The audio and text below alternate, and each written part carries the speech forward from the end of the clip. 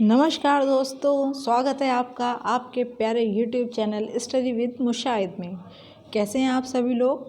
I wish आप लोग अच्छे हों और बहुत अच्छे से अपनी पढ़ाई और अपनी फैमिली का ध्यान रख रहे हों। पिछला सेशन पॉलिटी का आप लोगों को कैसा लगा, आप लोग बताइए। कुछ चीज़ें जो उसमें समझ में ना आई हो या उसमें कुछ दिक्कत रही हो तो आप लोग प्लीज़ कमेंट करके बताइए। मैं जो हूँ उसमें आपको वो फिर से बताने के लिए तैयार हूँ। और पिछले सेशन में हमने देखा कि किस तरीके से हमारे देश में संवैधानिक विकास हुआ, कैसे 1773 का एक रेगुलेटिंग एक्ट आया और किस तरीके से ईस्ट इंडिया कंपनी को क्राउन ने कंट्रोल किया, उसके व्यापारिक प्रशासनिक अधिकार समाप्त किए और जो है 1857 की क्रांति हुई, कैसे बंगाल का गवर्नर जनरल बना, कैसे वायसराय तक प्रक्रिया पहुंची। इन सब चीज़ों को हमने देखा। और एक चीज़ मैं आप लोगों को बताना चाहूँगी कि पिछले उसमें मैंने आपको शायद जो है बाय मिस्टेक कुछ बोल दिया था कि संघ लोक सेवा आयोग का मतलब किस भारतीय ने सबसे पहले संघ लोक सेवा आयोग की परीक्षा पास की थी, वो हैं सत्येंद्र नाथ। तो प्लीज़ आप लोगों ने, अगर मैंने उसमें कुछ गलत बोल दिया था उसको जो है मतलब काट के आप ठीक नोट कर लीजिएगा, ठीक है। तो सत्येंद्र नाथ जी थे जिन्होंने सबसे पहले सिविल सर्विस या संघ लोक सेवा आयोग की परीक्षा पास की थी। तब इंग्लैंड में जाना पड़ता था पेपर देने के लिए, ठीक है। अब तो यहाँ डिस्ट्रिक्ट और कमिश्नरी लेवल पर ही हो जाते हैं सारे एग्ज़ाम। तो ये है। चलिए अब हम लोग देखते हैं कि हमारे संविधान की मांग कहाँ से उठी, कैसे संविधान सभा के बारे में जो है वो चीज़ें मतलब हो रही थी। तो देखते हैं हम। सबसे पहले हम देखते हैं कि संविधान सभा की मांग जो थी मुख्य रूप से मतलब भारत में संविधान सभा के गठन का विचार जो था वो सबसे पहले जो है 1934 में एम.एन. रॉय ने रखा था। किसने? एम.एन. रॉय ने सबसे पहले जो है वो संविधान सभा के गठन का विचार या मांग 1934 में एम.एन. रॉय ने रखा था। एम.एन. रॉय जो थे वो वामपंथी आंदोलन के एक प्रखर नेता थे, ठीक है। वामपंथी, क्योंकि कभी कभी पूछ लिया जाता है कि एम.एन. रॉय कौन थे या किससे संबंधित थे। तो वो जो थे वो वामपंथी आंदोलन के एक प्रखर नेता थे, ठीक। उसके बाद जो है वो 1935 में कांग्रेस ने, भारतीय राष्ट्रीय कांग्रेस ने पहली बार भारत के संविधान के निर्माण के लिए आधिकारिक रूप से संविधान सभा के गठन की मांग की, ठीक है, आधिकारिक रूप से, जिसमें उन्होंने जो है वो 1938 में जवाहरलाल नेहरू ने संप्रभु संविधान की मांग की, ठीक।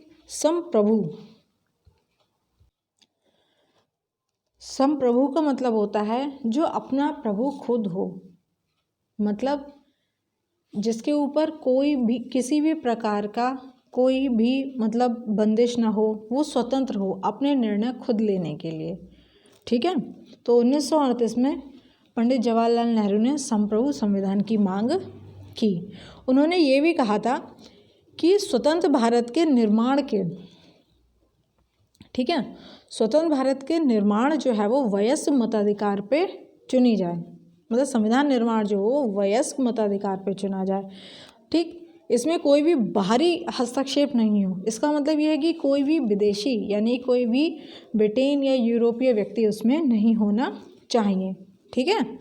तो नेहरू जी की इस मांग को ब्रिटिश सरकार ने जो है वो सैद्धांतिक रूप से स्वीकार कर लिया और 1940 में उन्होंने जो है अगस्त प्रस्ताव जो है ये इस नाम से जाना जाता है। यानी कि अगस्त प्रस्ताव क्या था?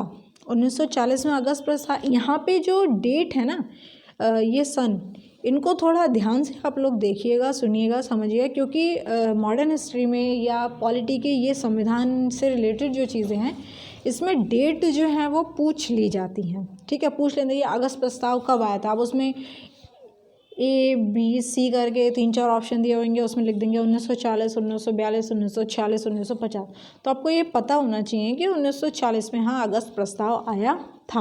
मतलब अगस्त प्रस्ताव क्या था कि नेहरू जी की मांग को जो उन्होंने संविधान के लिए की थी उसको स्वीकार कर लिया गया, उसको ही अगस्त प्रस्ताव कहते हैं।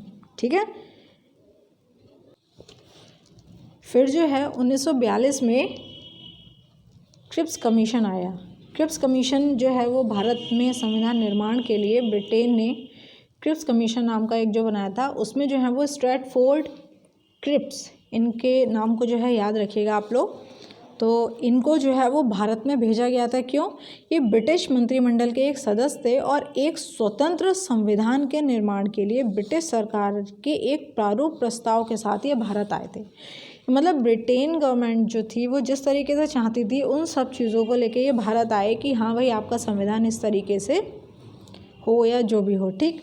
तो उसमें इन्होंने जो है वो क्या चीज़ कही थी कि भारत में एक संविधान हो। ठीक है। संविधान निर्माण जो है वो दूसरे विश्व युद्ध के बाद हो। ठीक। ये 1942 में आए थे। ठीक। दूसरा विश्व युद्ध जब चल रहा था, जिसमें क्या है इंग्लैंड बहुत ज़्यादा परेशान था तब, क्योंकि मित्र राष्ट्रों में वहाँ बहुत ज़्यादा उथल पुथल हो रही थी। ठीक है। इसको हार की चिंता थी कि अगर भारत भी हमारे हाथ से निकल गया तो हम वहाँ जीतेंगे कैसे।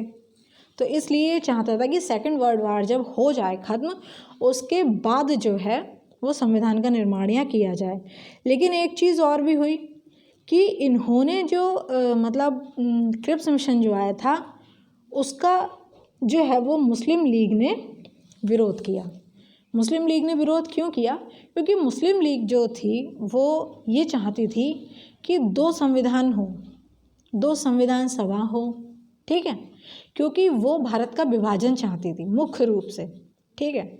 कि एक भारत नाम की जो देश था वो तो हो और उसमें से जो है एक पाकिस्तान नाम का देश बन जाए जिसमें अलग अलग दोनों की संविधान हो, अलग अलग संविधान सभाएं बने। लेकिन उसकी इस बात के लिए जो है वो क्रिप्स मिशन तैयार नहीं हुआ।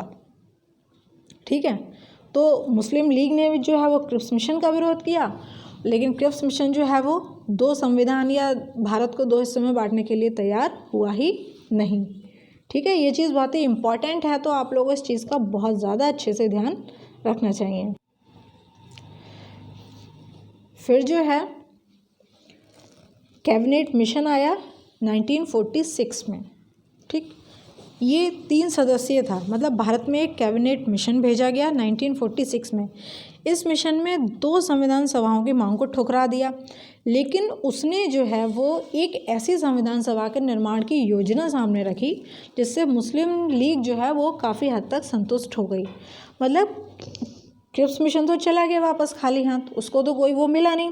लेकिन कैबिनेट मिशन जो आया इसने 2 संविधान या संविधान सभाओं की मांग को, जो मुस्लिम लीग ने जो मांग की थी वो उसने जो है नहीं मानी।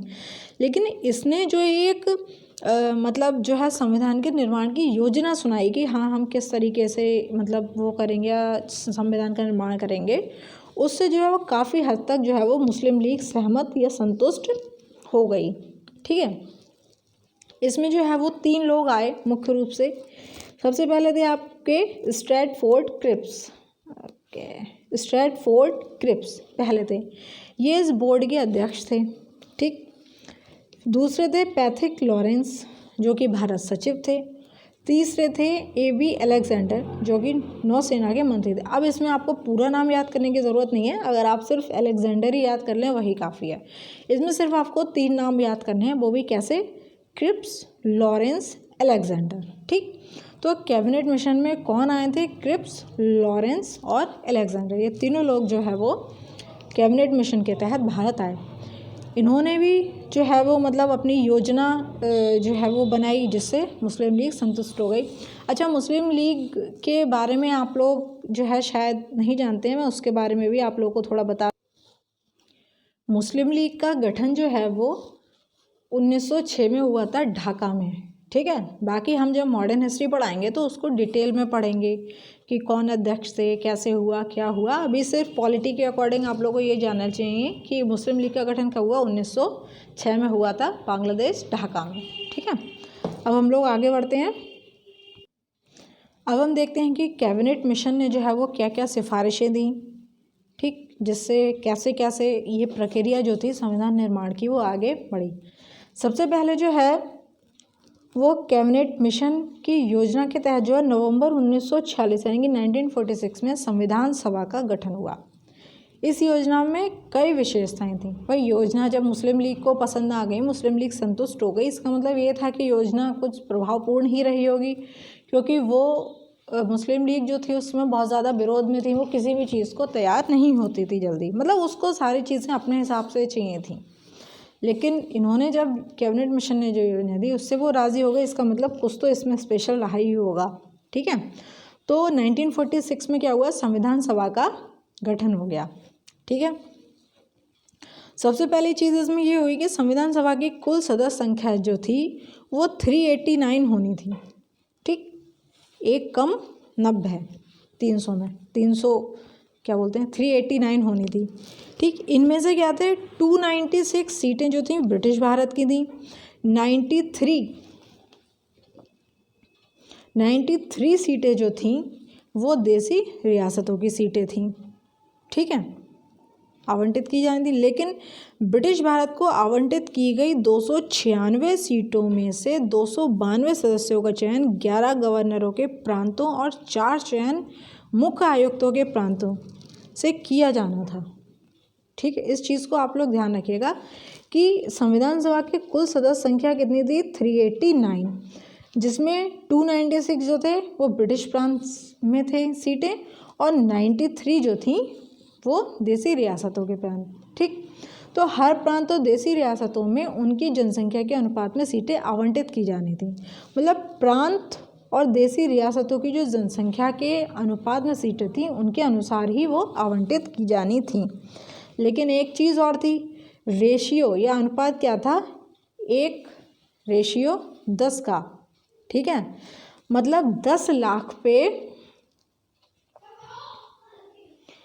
एक प्रतिनिधि, ठीक है, 10 लाख पे एक प्रतिनिधि। आप समझ रहे हैं ना इस चीज़ के लिए, ठीक है। तो यहाँ क्या था, रेशियो क्या हो गया था 10 लाख पे एक प्रतिनिधि। इस चीज़ को मतलब ध्यान रखिएगा, क्वेश्चन पूछ लिया जाता है कि प्रति 10 लाख पे कितने प्रतिनिधि के लिए जो है वो उस समय मतलब रेशियो रखा गया था, क्या अनुपात था, ठीक है। तो एक प्रतिनिधि कितने लोगों पे, 10 लाख की जनसंख्या पर, ठीक है। फिर हम देखते हैं कि ब्रिटिश प्रांत में आवंटित सीटों का निर्धारण जो था वो 3 समुदायों में होना था। किसमें, 3 समुदायों में, किस किस में, सामान्य मुस्लिम और सिख में, ठीक है, सामान्य मुस्लिम और सिख में। इस चीज़ को भी ध्यान रखिएगा आप लोग, ठीक। देसी रियासतों के प्रतिनिधि का चयन रियासतों के प्रमुख द्वारा किया जाना था, लेकिन निर्वाचन जो है वो अप्रत्यक्ष एकल संक्रमणीय मत के माध्यम से होना था। अब मैं आपको बता दूं कि एकल, अप्रत्यक्ष या एकल संक्रमणीय मत क्या होता है। देखिए, प्रत्यक्ष मत या जो है वो ये होता है कि जैसे कि हमारे इलेक्शन हुए, हम लोग गए किसी भी स्कूल में, हमारा एक तरीके से जो है वो सेंटर हुआ, मतलब कि वोट डालना है हमें, तो हम फला स्कूल में जाके वोट अपना डाला है। अब मान लीजिए जैसे सेंटर के इलेक्शन होते हैं तो वहाँ आपके सारे कैंडिडेट और वो सारी चीज़ें निश्चित होती हैं सामने। आपने क्या है, जिसको भी मतलब जिस भी पार्टी को वोट देना है या जिस भी निशान पे जो है वो अपनी बटन दबाना है वो उस पर जाके बटन दबाया, ठीक है। लेकिन वो होता है डायरेक्ट, ठीक है, वो होता है प्रत्यक्ष। अप्रत्यक्ष जो होता है वो ये होता है, जैसे कि राष्ट्रपति का इलेक्शन हुआ, राष्ट्रपति का जब चुनाव होता है तो वहाँ हम तो वोट डालने जाते नहीं हैं आम जनता, वहाँ जो है वो जनता के द्वारा जो चुने हुए प्रतिनिधि हैं वो जाके वोट देते हैं। तो उसमें क्या है, कहा जाता है कि वो एक अप्रत्यक्ष एकल संक्रमणीय मत के माध्यम से चुनाव किया जा रहा है। अप्रत्यक्ष इसलिए है क्योंकि उसमें डायरेक्ट जनता जाके वोट नहीं दे रही है, ठीक है, उसमें जनता के द्वारा चुने हुए प्रतिनिधि वोट कर रहे हैं जाके, तो इसलिए वो अप्रत्यक्ष है। और एकल संक्रमणीय मत इसलिए कहते हैं कि उसमें प्राथमिकता के अनुसार जो है कि आपने प्रथम वरीयता किसे दी है, ठीक है, दूसरी वरीयता किसे दी है, तीसरी वरीयता किसे दी है। इस तरीके से चीज़ों को जो है वो किया जाता है। ठीक, अगर मान लीजिए पहले वाले को आपने दिए, ठीक, अगर पहले वाले का जैसे कि नहीं है तो उसको हटा के फिर दूसरी आपकी वरीयता देखी जाती है। तो ये होता है प्रत्यक्ष और अप्रत्यक्ष और एकल संक्रमणीय। अगर जैसे आप लोगों को ना समझ में आया तो आप लोग प्लीज़ कमेंट करके बताइएगा, मैं फिर से इसको जो है वो एक्सप्लेन कर दूँगी, ठीक है। उसके बाद जो है वो वयस्क मताधिकार 21 वर्ष, ठीक है, परिणाम नहीं हुआ। मुस्लिम लीग ने इसका विरोध किया। मुस्लिम लीग के अनुसार उस समय उनकी जनसंख्या कम थी और इससे उनकी जो है वो संख्या कम हो जाती, ठीक है। मतलब उनका कहना ये था कि हम वयस्क मताधिकार के अनुसार नहीं रखेंगे क्योंकि हमारी जो जनता है वो कम है, वयस्क भी नहीं है, और हमारी संख्या जो है वो कम हो जाएगी। इस तरीके की चीज़ें जो हैं वो काफ़ी ज़्यादा सामने आई थी। ठीक, आगे देखते हैं हम लोग। अब देखते हैं हम स्लाइड में कि जो संविधान सभा के लिए चुनाव हुए थे वो जुलाई अगस्त 1946 में हुए थे, ठीक है। जुलाई अगस्त 1946 में किसके चुनाव हुए थे, संविधान सभा के लिए जो चुनाव हुए थे। इसमें क्या था कि जो ब्रिटिश भारत थी उसके लिए कितनी सीटें आवंटित की गई थी, 296। ये आपने पिछले उसमें देखा था, जो अभी मैं थोड़ी देर पहले बता रही थी पिछली स्लाइड में, 296 सीट्स जो थी वो ब्रिटिश भारत के लिए आवंटित की गई थी, ठीक है। तो इस चुनाव में जो है भारतीय राष्ट्रीय कांग्रेस ने 208, मुस्लिम लीग ने 73, बाकी अन्य दलों ने जो है वो 15 सीटें जीती थी, ठीक है। हालांकि जो देसी रियासतें थीं उनको आवंटित की गई जो 93 सीटें थीं वह भर नहीं पाई क्योंकि उन्होंने खुद को संविधान सभा से अलग रखने का निर्णय कर लिया था। समझ में आया कि जो देसी रियासतें थीं उन्हें 93 सीटें दी गई थीं लेकिन वो इस इलेक्शन में भर नहीं पाई। क्यों? क्योंकि उन्होंने जो है वो संविधान सभा से अपने आप को अलग रख लिया। भाई उन्होंने क्या दिया, हमें शामिल नहीं होना है इसमें, तुम लोगों को जो करना है वो कर लो। क्योंकि तब ये कहा गया था कि जो संविधान ये जो रियासतें हैं, मतलब आगे चल के ये कहा जाएगा कि ये स्वतंत्र हैं, ठीक है। अगर इनकी इच्छा है तो ये साथ में चले, नहीं है मतलब आगे जब मैं बताऊँगी आपको, तो उसमें ये कहा गया था जब भारत पाकिस्तान 2 देश बंट गए थे 1947 में, तो उसमें जो है ये कह दिया गया था इन रियासतों से कि आप अगर भारत में शामिल होना चाहते हैं तो भारत में रहिए, पाकिस्तान में होना चाहते हैं पाकिस्तान में रहिए, स्वतंत्र रहना चाहते हैं तो स्वतंत्र रहिए, ठीक है। इन लोगों को 3 ऑप्शन दे दिए गए थे बाद में, अभी नहीं, 1947 में आज़ादी के समय। अभी तो सिर्फ इन्होंने खुद को अलग कर लिया था संविधान सभा से कि भैया हम इसमें कोई भाग नहीं लेंगे, तुम लोगों को जो करना है वो करो, ठीक है। तो संविधान सभा की बैठकें ये तो आप सभी को मालूम होगा,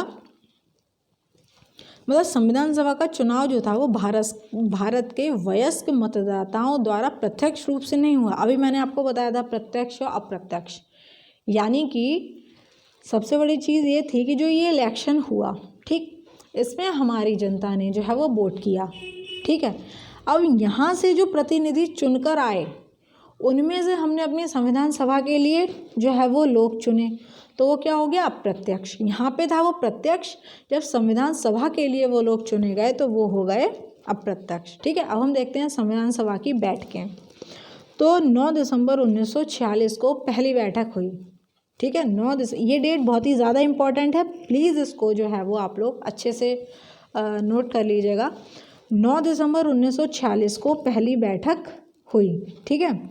उसमें जो है कोई अध्यक्ष नहीं था, तो वरिष्ठता के रूप में यह देखते हुए जो है वो सबसे बड़े सच्चिदानंद सिन्हा थे, तो इनको जो है वो उसका अस्थाई अध्यक्ष बना दिया गया, ठीक। डॉक्टर सच्चिदानंद सिन्हा को जो है वो अस्थाई अध्यक्ष। क्वेश्चन आ जाता है कि संविधान सभा के प्रथम अध्यक्ष कौन थे। अब उसमें अगर लिखा है स्थाई, ठीक है, अगर स्थाई ये आ जाता है कि संविधान सभा के अध्यक्ष कौन थे। अगर स्थाई लिखा है तो डॉक्टर राजेंद्र प्रसाद ही टिक करना है, लेकिन अगर अस्थाई लिखा है, ठीक है, तो आपको सच्चिदानंद सिन्हा टिक करना है। लेकिन एक कन्फ्यूज़न और है, क्योंकि कभी कभी हमारे यूपी के एग्ज़ाम में इस तरीके की चीज़ें हो जाती हैं, जैसे कि अभी जो सुपर टेट का एग्ज़ाम हुआ था उसमें ये दिक्कत देखने को मिली थी। उन्होंने यही क्वेश्चन दिया था और उसमें सच्चिदानंद सिन्हा और राजेंद्र प्रसाद दोनों ऑप्शन में दे दिए थे। और दूसरी चीज़ ये, उसमें ना उन्होंने स्थाई लिखा था ना अस्थाई लिखा था। अब वो क्वेश्चन तो गया ना, क्योंकि अगर आप ये चीज़ कंफर्म कर दें कि आपने स्थाई पूछा है या अस्थाई पूछा है तो बच्चा कंफ्यूज नहीं होगा। अब बाद में क्या है, इस तरीके के क्वेश्चनों पे विवाद हो जाता है। तो इस चीज़ को ध्यान रखिएगा कि अगर वो पूछ रहे हैं कि संविधान सभा का प्रथम अध्यक्ष कौन था, अगर उसमें राजेंद्र प्रसाद हैं, ठीक है, स्थाई हैं वो, तो उनको तो लगाना ही लगाना है। अगर उसमें स्पेशली अस्थाई लिखा है तब आप सच्चिदानंद सिन्हा लगाएं, अन्यथा नहीं लगाएं, ठीक है। इस चीज़ को ध्यान रखिएगा। फिर जो है वो 11 दिसंबर को फिर अगली मीटिंग हुई। दूसरी बैठक कब हुई? 11 दिसंबर को, जिसमें क्या हुआ, डॉक्टर राजेंद्र प्रसाद को स्थाई अध्यक्ष चुन लिया गया। इस चीज़ को आप लोग बहुत ध्यान से, बहुत ही अच्छे से प्लीज़ देखिएगा, ठीक है। फिर जो है वो 13 दिसंबर 1946 को उद्देश्य का प्रस्ताव आया, जिसे पंडित जवाहरलाल नेहरू जी द्वारा पेश किया गया था। हमारे संविधान की जो प्रस्तावना है वो इसी को मॉडिफाई कर दिया गया है। मतलब ये जो उद्देश्य का प्रस्ताव है यही बाद में चल के हमारे संविधान की प्रस्तावना का रूप धारण कर लिया, ठीक है। फिर 22 जनवरी 1947 को इस प्रस्ताव को स्वीकार किया गया था, ठीक है। मतलब क्या बोलना चाहिए, लगभग 20-25 महीने भर के डिफरेंस के बाद इसको स्वीकार कर लिया गया। क्वेश्चन आ जाता है कि उस उद्देश्य का प्रस्ताव किसने प्रस्तुत किया था, तो पंडित जवाहरलाल नेहरू ने, ठीक है। मुस्लिम लीग जो थी उसने संविधान सभा की बैठकों का बहिष्कार कर दिया, ठीक। क्यों? क्योंकि उसको समझ में नहीं आ रहा था, भैया हम उनको अपने अनुसार सारी चीज़ें चाहिए थी, लेकिन यहाँ जो है वो भारत के अनुसार सारी चीज़ें चल रही थी। तो उन्होंने जो है वो अपने इसका बहिष्कार कर दिया संविधान सभा का बैठक का, और क्या कहा कि भैया हमें अलग पाकिस्तान चाहिए, ठीक है। इस चीज़ को ध्यान में रखिएगा आप लोग। एक चीज़ और बहुत इम्पॉर्टेंट है कि संविधान सभा के 2 उपाध्यक्ष भी हुए, एक HC मुखर्जी, दूसरे VT कृष्णाचारी। मतलब ये है कि संविधान सभा के 2 उपाध्यक्ष थे, ठीक है, और एक अध्यक्ष। तो आप इनके नामों को जो है वो याद रखिएगा। संविधान सभा की कुल बैठकें कितनी हुई थी? 12, ठीक है। टाइम कितना लगा? 2 साल 11 महीने 18 दिन, ठीक, और 114 दिन बहस हुई। इस चीज़ को ध्यान रखिएगा, क्योंकि जो वनडे एग्ज़ाम रहते हैं, चाहे वो PCS हो, CGL हो, ठीक है, वो पूछ लेते हैं कि टीचिंग का कोई भी एग्ज़ाम हो, टेट वेट SSC या इन वनडे एग्ज़ाम जितने भी, उसमें वो पूछ लेते हैं कि भाई कितना टाइम लगा, कितनी बैठकें हुई, या उपाध्यक्ष थे तो कौन थे। तो ये नाम आप लोग जो है वो ध्यान रखिएगा, दोनों उपाध्यक्ष का भी, ठीक है। आगे देखते हैं।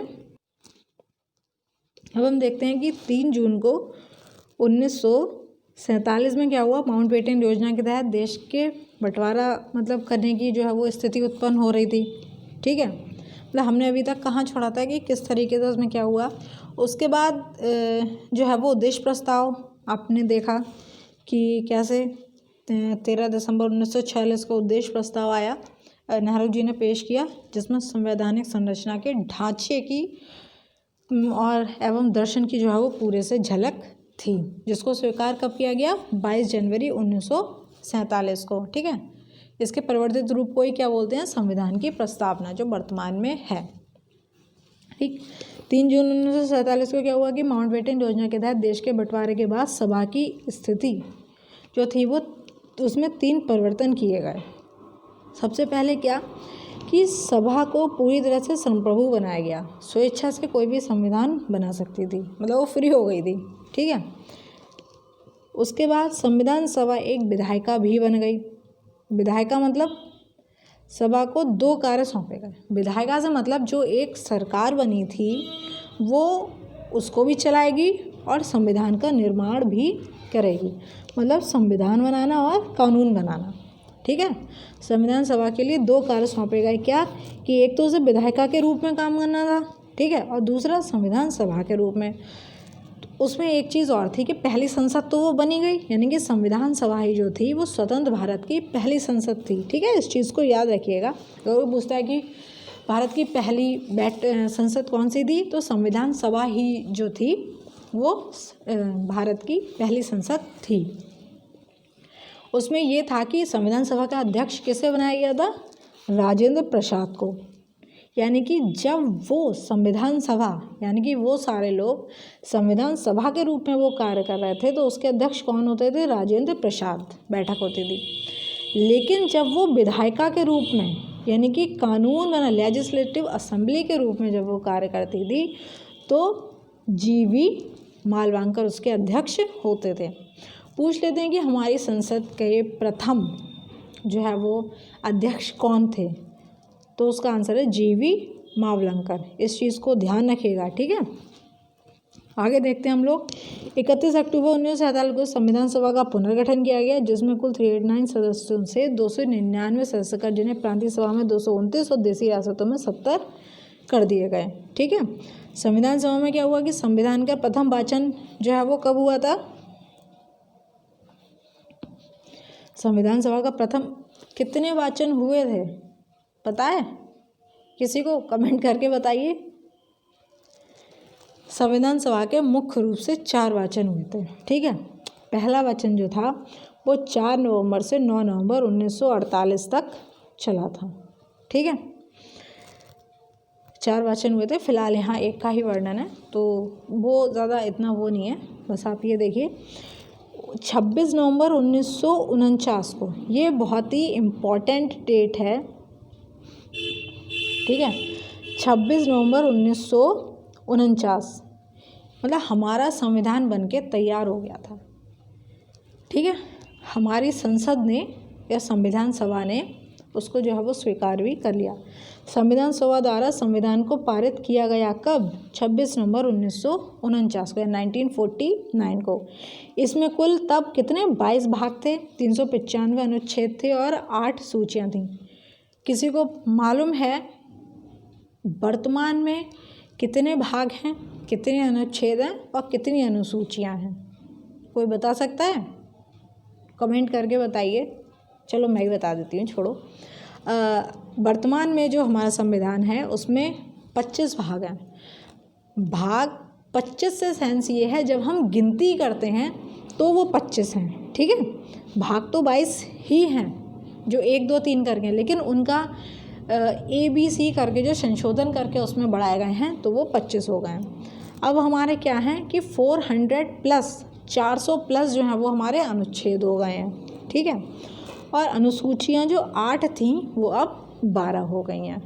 तो इस चीज़ को भी आप लोग नोट कर लीजिएगा। क्वेश्चन पूछ लेते हैं कि मूल संविधान में कितनी क्या चीज़ थी कि भाग, अनुच्छेद और अनुसूचियाँ, ठीक है, और वर्तमान संविधान में कितने हैं, ठीक है। इस चीज़ को ध्यान रखिएगा, ठीक। भारतीय संविधान जो है वो आंशिक रूप से लागू हो गया था, मतलब काफ़ी जो चीज़ें थीं उनको यहाँ एक्सेप्ट कर लिया गया था, ठीक है। मतलब 26 जनवरी 1949 को। 24 जनवरी 1950 को संविधान सभा की अंतिम बैठक हुई, ठीक। और डॉक्टर राजेंद्र प्रसाद को क्या राष्ट्रपति चुन लिया गया। क्वेश्चन आ जाता है कि संविधान सभा की अंतिम बैठक कब हुई? तो 24 जनवरी 1950 को। राजेंद्र प्रसाद को राष्ट्रपति कब चुना गया? 24 जनवरी 1950 को, ठीक है। और फिर आप सभी को मालूम है 26 जनवरी 1950 को भारतीय संविधान पूर्ण रूप से लागू हो गया, ठीक है। समझ में आ रहा है बच्चों? यार आप लोग फीडबैक किया करिए, मतलब बताया करिए तो मुझे भी अच्छा लगेगा। हाँ यार मैं कैसा पढ़ा रही हूँ, कैसा नहीं पढ़ा रही हूँ, आप लोगों की समझ में भी आ रहा है या नहीं, तो प्लीज़ आप लोग ये बताते रहिए, ठीक है। आगे देखते हैं अब हम लोग। 22 जुलाई 1947 को राष्ट्रध्वज को अपना लिया, ठीक है। संविधान सभा के अन्य कार्य जो है उनमें देखते हैं। क्वेश्चन आ जाता है कि राष्ट्रध्वज को कब अपनाया गया? 22 जुलाई 1947 को, ठीक है। राष्ट्रीय गान और राष्ट्रगीत कब अपनाया गया? 24 जनवरी 1950 को। ये तो अच्छे से याद हो जाएगा ना, 24 जनवरी 1950, क्योंकि इस दिन संविधान सभा की आखिरी बैठक भी हुई थी और हमारे राजेंद्र प्रसाद जी को जो है वो राष्ट्रपति भी चुना गया था, और इस दिन राष्ट्रीय गान और राष्ट्रगीत दोनों को ही अपनाया गया था, ठीक। और 1951 से 52 में आम चुनाव से बनने वाली ने संसद का निर्माण तक जो है वो भारत के अंतरिम संसद के रूप में काम किया था। किसने? संविधान सभा ने, ठीक है। इस चीज़ को ध्यान रखिए। और इसमें जो है विभिन्न कार्यों करने के लिए 8 समितियां कुल बन गई थी, जिनको मैं डिटेल से आपको अगले उसमें बनाऊंगी, ठीक है। और सबसे महत्वपूर्ण क्या थी? प्रारूप समिति। प्रारूप समिति यानी कि ड्राफ्टिंग कमेटी, जिसके द्वारा संविधान का निर्माण किया गया, ठीक है। बहुत सारी कमेटी बनी, लेकिन जो ड्राफ्टिंग कमेटी थी जो सबसे ज़्यादा इम्पॉर्टेंट थी और जिसने संविधान का निर्माण किया, इसका गठन कब हुआ? 29 अगस्त 1947 को, ठीक है। इसका उद्देश्य क्या था कि नए संविधान का प्रारूप तैयार करना। इसमें 7 सदस्य थे, ठीक है। इन सदस्यों के बारे में भी मैं आपको बताती हूँ। इसमें जो है वो 7 सदस्य थे। तो ड्राफ्टिंग कमेटी या प्रारूप समिति के अध्यक्ष जो थे वो डॉक्टर BR अम्बेडकर को बनाया गया था, ठीक है। तो इसमें मतलब अध्यक्ष सहित 7 लोग थे। तो इसको आप 7 सदस्यों के नाम नोट कर लीजिए। सबसे पहले तो जो है वो डॉक्टर BR अम्बेडकर ही हैं जो इसके अध्यक्ष थे, ठीक है। दूसरे जो हैं वो हैं आपके N गोपाल स्वामी अयंगर, ठीक है।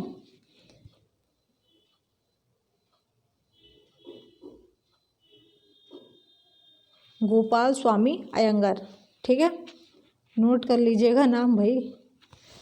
नेक्स्ट है अल्लादी कृष्ण स्वामी अय्यर, ठीक है। सॉरी, यार इसमें लिखा नहीं जा रहा, ठीक, आप लोग सुनकर नोट कर लीजिएगा। तीसरे हैं अल्लादी कृष्ण स्वामी अय्यर, ठीक है। चौथे हैं doctor KM Munshi, doctor KM Munshi, ठीक। नेक्स्ट है सैयद मोहम्मद सादुल्ला, सैयद मोहम्मद सादुल्ला। नेक्स्ट है N माधव राव। और फिर हैं लास्ट 7 में TT कृष्णमाचारी। इस चीज़ को याद रखिएगा। ये 7 नाम मैं फिर से रिपीट कर देती हूँ। सबसे पहले डॉक्टर BR अम्बेडकर, ठीक है, सबसे पहले डॉक्टर BR अम्बेडकर। दूसरे हैं N गोपाल स्वामी अयंगर। तीसरे हैं अल्लादी कृष्ण स्वामी अय्यर। चौथे डॉक्टर KM मुंशी। 5वें सैयद मोहम्मद सादुल्ला। 6ठे N माधव राव। 7वें TT कृष्णमाचारी। ये नाम मैं इसलिए बता रही हूँ आप लोगों को, कभी कभी क्वेश्चन आ जाता है, 4 ऑप्शन दिए होते हैं, ठीक है। उसमें ये आ जाता है कि भैया इनमें से कौन लोग जो है वो संविधान सभा के सदस्य नहीं थे या 7 सदस्यों में से नहीं थे, ठीक है। तो आपको जब 7 पता होंगे तभी तो आप उसमें टिक लगा पाओगे कि हाँ भैया ये नहीं थे या ये थे, ठीक है। बस इसलिए, ठीक है। आगे चलते हैं अब हम लोग। ये कुछ समितियां हैं और उनके अध्यक्ष हैं, तो इनको आप लोग अच्छे से देख लीजिए और याद कर लीजिए। नियम समिति, संचालन समिति, रियासत समिति, इसके अध्यक्ष थे डॉक्टर राजेंद्र प्रसाद, ठीक है। उसके बाद प्रारूप समिति डॉक्टर BR अम्बेडकर, ये तो आपको पता ही है, ठीक है। संघ शक्ति समिति और संघ संविधान समिति के पंडित जवाहरलाल नेहरू अध्यक्ष थे। प्रांतीय संविधान समिति के डॉक्टर सरदार वल्लभ भाई पटेल जो थे अध्यक्ष थे। सलाहकार समिति और इसकी 2 उप समितियाँ थीं। मूल अधिकार उप समिति अल्पसंख्यक, इनके JV कृपलानी और HC मुखर्जी। इस चीज़ को आप लोग, ये तो रट्टाफिकेशन वाली चीज़ है, इसको आप लोग प्लीज़ देख लीजिएगा। और बाकी आप लोग बताइए कि मतलब जो है कैसी लग रही है वीडियो आपको, प्लीज़ आप लोग बताइए यार, तो मुझे भी अच्छा लगेगा, मैं आगे और अच्छे से पढ़ा पाऊँगी या मेरे पढ़ाने में क्या कमी है, जहाँ भी समझ में नहीं आ रहा, जो भी प्रॉब्लम हो रही है, प्लीज़ आप लोग बताइए, ठीक है। तभी मैं आगे और अच्छे से आप लोगों को कोशिश करूँगी समझाने की, ठीक है। बाकी आप लोगों का बहुत बहुत धन्यवाद।